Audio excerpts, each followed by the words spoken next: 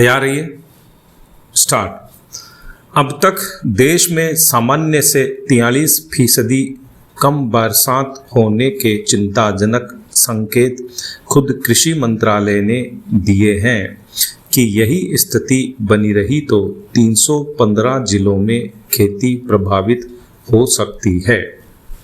Monsoon की यह सुस्त शुरुआत केवल मौसम का मुद्दा नहीं है, बल्कि यह कृषि, अर्थव्यवस्था और महंगाई से जुड़ी गंभीर चेतावनी भी है।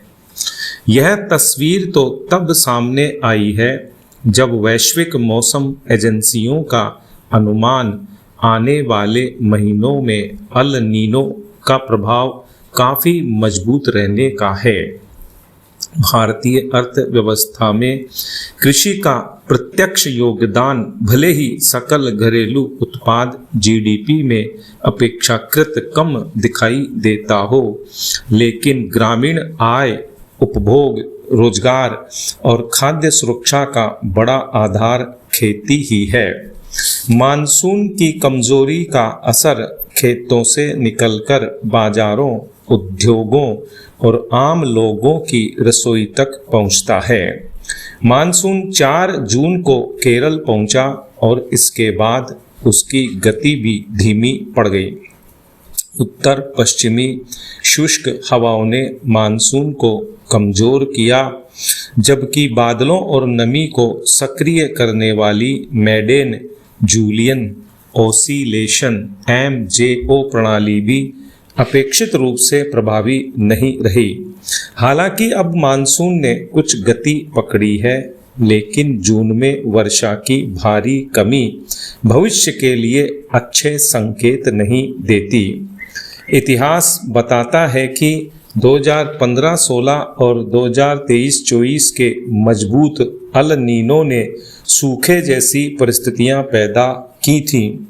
इस बार भी ऐसा हुआ तो खरीफ के साथ साथ रबी फसलें भी प्रभावित हो सकती हैं। अल नीनो केवल वर्षा ही कम नहीं करता, बल्कि तापमान भी बढ़ाता है, जिससे फसलों पर दोहरा दबाव पड़ता है। फिलहाल देश के लिए राहत की बात यह है कि यह संकट 2 अच्छे मानसूनी वर्षों के बाद सामने आया है। इससे गेहूं, चावल, मक्का, गन्ना, सोयाबीन, तिलहन जैसी फसलों का रिकॉर्ड उत्पादन हुआ है। पर्याप्त भंडार होने के कारण खाद्य महंगाई अभी नियंत्रण में है, लेकिन यह सुरक्षा कवच स्थायी नहीं है। यदि खरीफ और रबी दोनों मौसमों की फसलें प्रभावित हुई तो आने वाले समय में खाद्यान्न आपूर्ति और कीमतों पर दबाव बढ़ सकता है। सीधा असर ग्रामीण आय पर पड़ेगा और इससे उपभोग घट सकता है। बाजार की कमजोरी अंततः औद्योगिक उत्पादन और आर्थिक वृद्धि को भी प्रभावित करेगी। ऐसी स्थिति में सरकार को पूर्व तैयारी आधारित नीति अपनानी होगी। प्रभावित किसानों को त्वरित बीमा भुगतान, फसल सर्वेक्षण और राहत उपलब्ध करानी चाहिए। खाद्यान्न आपूर्ति को संतुलित बनाए रखने के लिए आयात के विकल्प भी खुले रखने होंगे। इसके साथ ही 1 जुलाई से शुरू होने वाली VBGRAM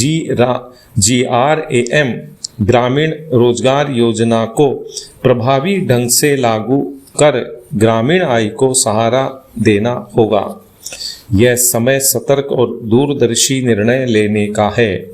समय रहते कदम उठाना ही संकट से बचने के प्रभावी उपाय होंगे। वर्ष 1975 में घोषित आपातकाल सिर्फ एक प्रशासनिक कदम नहीं था, वह लोकतंत्र की बुनियादी इमारत पर डाला गया एक सघन और घातक आघात था।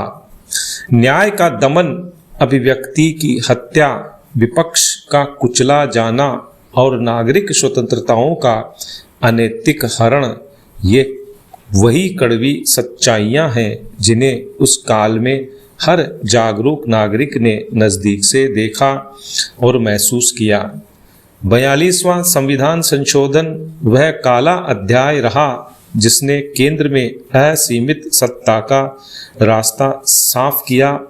बाद में जनता पार्टी की सरकार ने 44वें संशोधन के जरिए उस तानाशाही प्रवृत्ति का कुछ न कुछ सुधार किया, पर उस घातक घड़ी की चोट आज भी राष्ट्रीय सत्ता संस्कार में दर्ज है।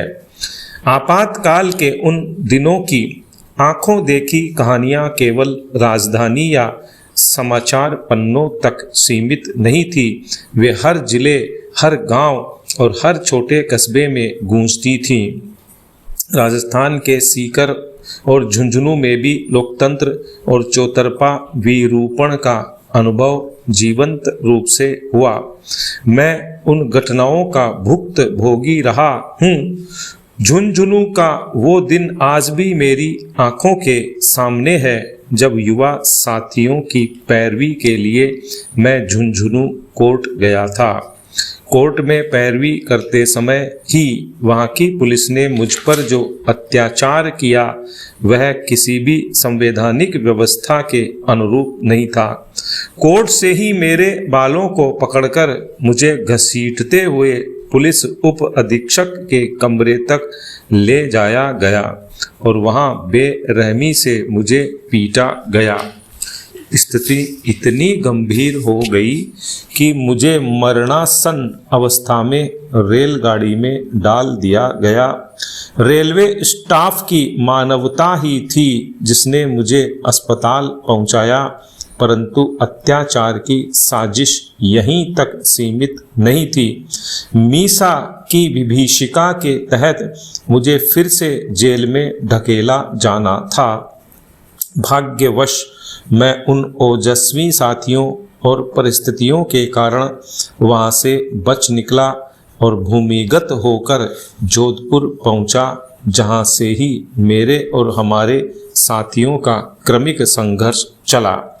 आपातकाल के लगभग 21 माह में देश ने जो कुछ झेला उसे संक्षिप्त में नहीं आंका जा सकता। आज जब हम उस काल के पढ़े लिखे पन्नों पर नज़र डालते हैं तो केवल इतिहास का लेखा जोखा ही नहीं मिलता, बल्कि एक चेतावनी भी दिखती है। सत्ता की केंद्रीयकरण की प्रवृत्ति और असंवैधानिक उपायों के प्रति हमेशा सजग रहना होगा। हमारे संविधान का मूल उद्देश्य नागरिकों को अभिव्यक्ति, जीवन और प्रतिष्ठा की सुरक्षा देना था। किसी भी राजनीतिक दल या व्यवस्था का दायित्व बनता है कि वे संविधान की रक्षा करें, न कि उसकी हत्या। आपातकाल की काली रात ने ये दिखा दिया कि जब लोकतंत्र पर निगाह बंद हो जाए तो कितना कुछ खोया जा सकता है। आज हमारा दायित्व है कि हम न केवल उन घटनाओं को याद रखें, बल्कि नागरिक साक्षरता और संस्थागत सुरक्षा सुनिश्चित करने के लिए सतत प्रयास करें, ताकि भविष्य की पीढ़ियां स्वतंत्रता और न्याय का आनंद निसंकोच उठा सके। विराम।